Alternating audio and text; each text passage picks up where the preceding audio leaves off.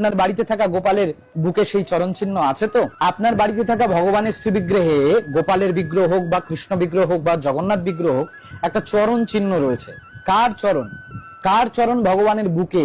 সেটা আর কারো নয়, ভৃগু মুনির চরণ। একবার কিছু ঋষিরা সরস্বতী নদীর তটে বসে আলোচনা করতে লাগলেন ত্রিদেবের মধ্যে কোন দেবতা শ্রেষ্ঠ। তখন ভৃগুমুনি তিন দেবকে পরীক্ষা করার জন্য গেলেন। প্রথমে গেলেন ব্রহ্মার কাছে।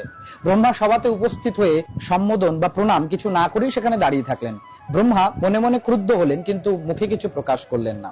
এরপরে দেবাদিদেব মহেশ্বরের কাছে গেলেন। সেখানে দেবাদিদেব মহেশ্বরকে কটু কথা বলতে লাগলেন। দেবাদিদেব মহাদেব ক্রোধান্বিত হলেন এবং সর্বশেষ ভৃগুমুনি ভগবান বিষ্ণুর কাছে গেলেন। সরসজ্জায় বিষ্ণু তখন শায়িত এবং মা লক্ষ্মী তখন তার চরণ সেবা করছে। ভৃগুমুনি সরাসরি গিয়ে ভগবানের বক্ষমাঝে তার চরণ দিয়ে একটি লাথি মারলেন। ভগবান উঠে এসে ভৃগুমুনির কাছে করজোড়ে দাঁড়ালেন, তার চরণটা ধরলেন যে, হে মুনিবর, আমার কঠিন শরীর, তোমার কোমল চরণ, ব্যথা পাওনি তো? ভগবানের ভক্তের কাছে এমন বিনয় দেখে ভৃগুমুনি জগতে প্রচার করলেন জগতের শ্রেষ্ঠ ভগবান বিষ্ণু।